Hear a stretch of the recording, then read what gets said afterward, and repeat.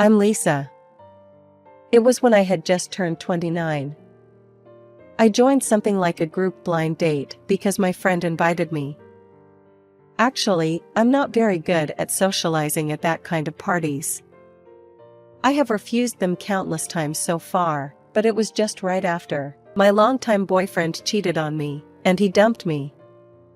Since I was so heartbroken, I was more reluctant than usual, so, of course I refused at first. But my friend strongly persuaded me that I should have fun, especially right now. She was probably worried about me, and I knew she was trying hard to behave cheerfully for me. I finally got off my butt. Even it was a group blind date, since we all are mid-20s, it's like a marriage hunting, and everyone was secretly so ready for hunting a partner. I was the only one who was not ready and had no energy. In this situation, just like me, there was a man who seemed a little out of place. He was dressed very inappropriately and his hair was shaggy. Not to mention that he wasn't dressed for a group blind date. He also looked weird that might make me say, "What's wrong with him?" even when I would pass him on the street. Even if I have zero ability for hunting a man, or even if I have less than zero ability, I'll be better than this person. He made me think that honestly. It actually made me feel a little better. It's a place I'm not really used to, but it was as if I had a friend who was at the rock bottom just like me. I felt a strange sense of relief, even if it might be rude for him. Are you not good at these kinds of party? I'm not used to it at all either. Because I hesitated to engage in conversations with others for quite some time, so I decided to approach that person randomly. We were both alone, and I thought it would be a good way to just kill the time. However, the response I received from him was unexpected. Well, I actually enjoy these parties. I'm curious about what everyone is lively chatting about. I was stunned. He says he likes this kind of parties, but he says it in a bland tone. And he doesn't look like he's enjoying it. Yet, I didn't think he was lying either. Me stunned and just standing there, he didn't seem to pay any attention to. He casually turned his head towards me and looked straight into my eyes, saying, "You should try to smile a little more. I can tell that you are laughing, but you don't want to. If you don't want to, don't laugh. If you laugh even you don't want to, you should try not to let others notice at least." I was already stunned. By a person I had never met before. I was dissed, quite harshly, but since he kind of got a point, I didn't come up with any objections or anger. And I was deeply convinced somehow. I probably have a habit of doing that. I had nothing to talk back, because it was true as he said. As I completely froze, we were staring at each other in a strange way for a while. When I finally started to think a little bit, I sipped my drink quietly as I was still holding the shock. "I'll be careful from now on," I mumbled in a small voice. I wasn't angry or sarcastic. It just naturally came out of my mouth. And we just stayed there quietly, by each other's sides. My first time at a group blind date ended with such a very strange experience. Some time after, I got a call from a friend, Carol. She caught me and him staring at each other, and she thought, there might have been something between us. That guy, Tim, and I, we didn't really have any feelings each other at the time, but the people around us got strangely excited. We both got a lot of support from our friends. I'm not a very aggressive person myself. I never make a move on my own unless it's a big deal. As for our friends, not setting the bar so high from the beginning. They thought it would be good if we keep in touch casually, and they were trying to get us together going the flow.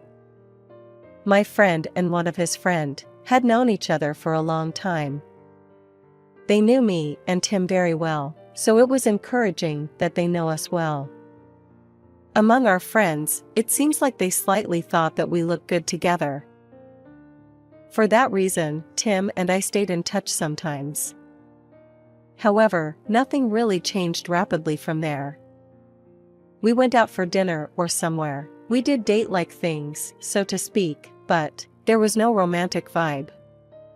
Surprisingly, we had common interests and hobbies, but we both were not the type of people who get hyped often. We always spent our time in a casual way. It was like an extension of being with good friends. Tim being not the type of romance-oriented person may have been a big reason of it. "Are you not interested in clothes at all?" I asked him straight one time. Tim was always dressed in worn clothes. After he pointed out a few things to me when we first met, I had lost my mental barrier.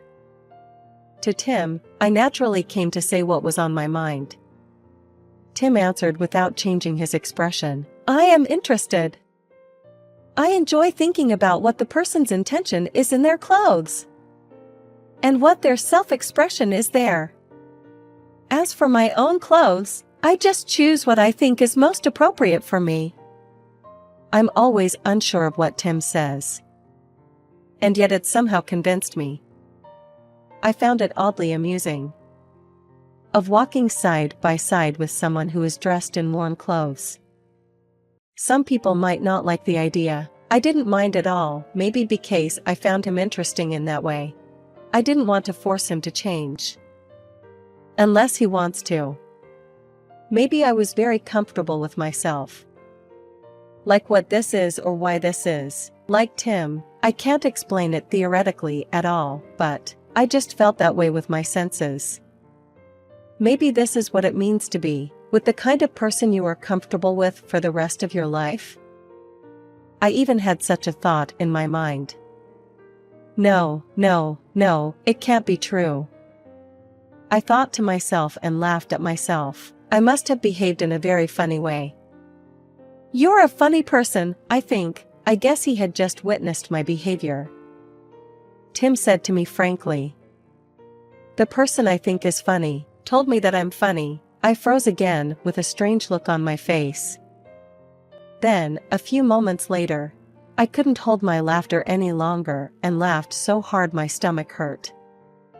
I don't even know what was so funny, but it was strangely funny, and it had been a long time since I had laughed so hard. Tim looked at me with the most dubious expression on his face. He kept staring at me, laughing to tears. After a while, Tim and I officially started dating. And we ended up getting married for real. It felt like kind of weird, but still, it felt just right. It was a relationship for me that I can feel comfortable. I was able to give a quick answer with no hesitation.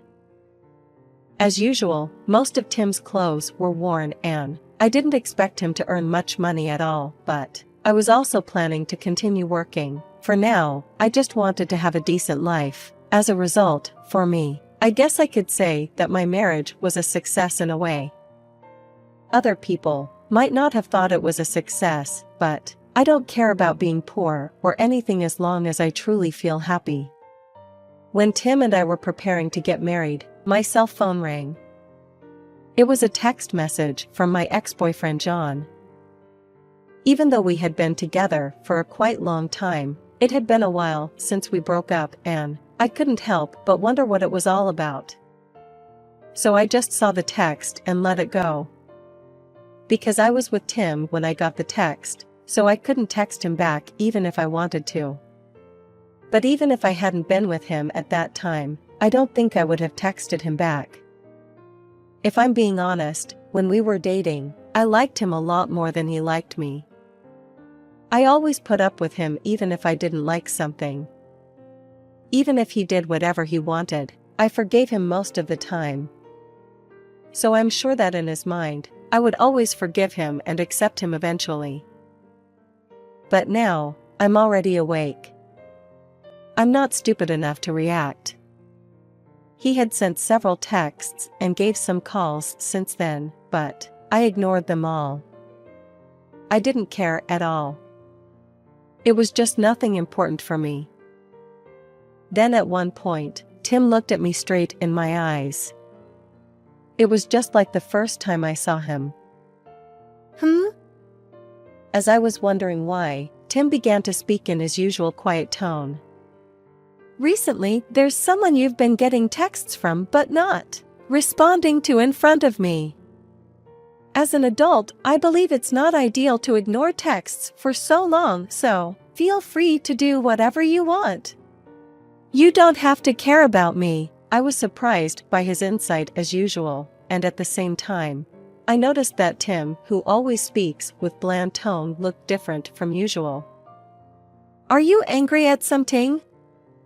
When I peeked at him with a puzzled look and asked him that, he frowned even more. Don't change the subject. It was so unusual of him, so I couldn't help but mention it. But I'm not sure what he was angry about. I thought about it a lot, and then it occurred to me. Do you have any idea who I'm getting texts from, by any chance? It's Tim.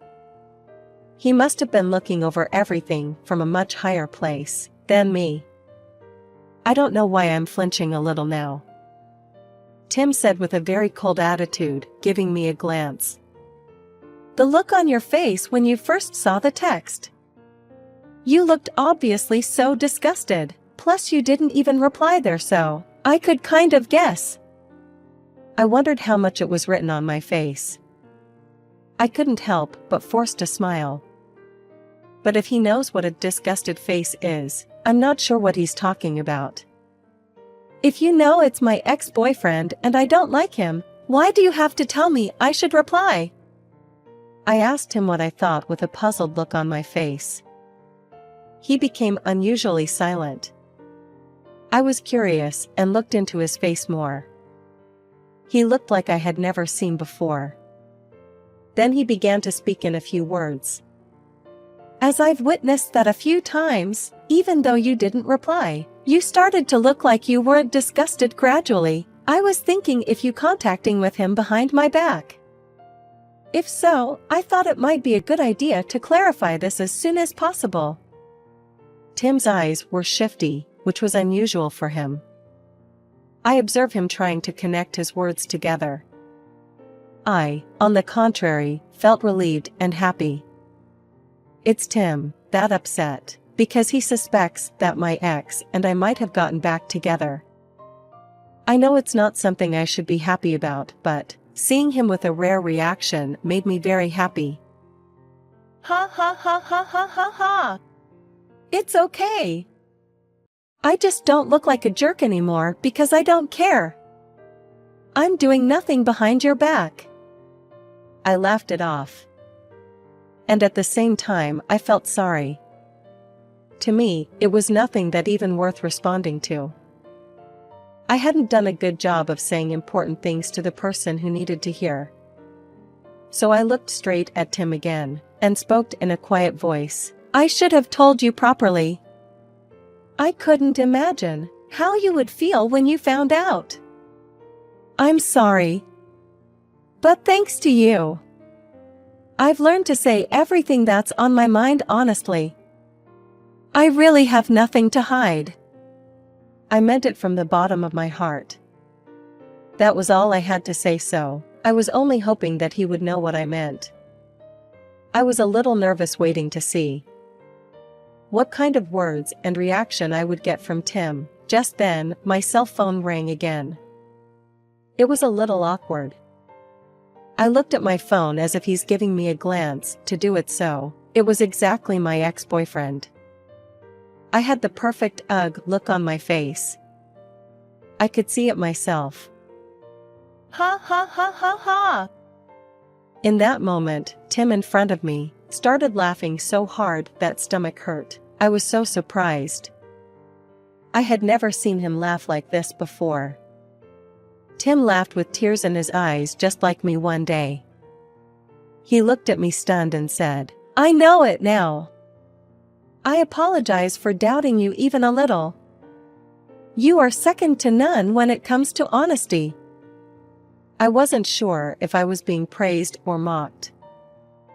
But since Tim is smiling so happily, I don't really care anymore, I thought in the end. However, my ex-boyfriend's too annoying to get to me.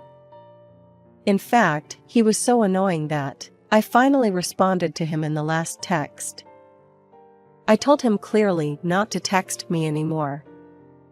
And yet, he still is texting me. He's quite bothering. After we got married, we talked about living together at the place where Tim has been living for now. But it's not far from my house. My ex, who knows where I live, might happen to see me. I got a little scared thinking about it. Why don't we find a new place to live somewhere? It doesn't matter if it's small or not. I suggested this to Tim. And what he said back to me was unexpected. Then, do you want to buy a house? Unintentionally, I simply said, what? It just came out of my mouth. What on earth is he talking about? He's not the type of person to joke around. I thought I must have misheard him. But it was exactly what I heard. Tim really did have enough money to buy a house on the spot. I was so confused what it meant and I had no idea what was going on.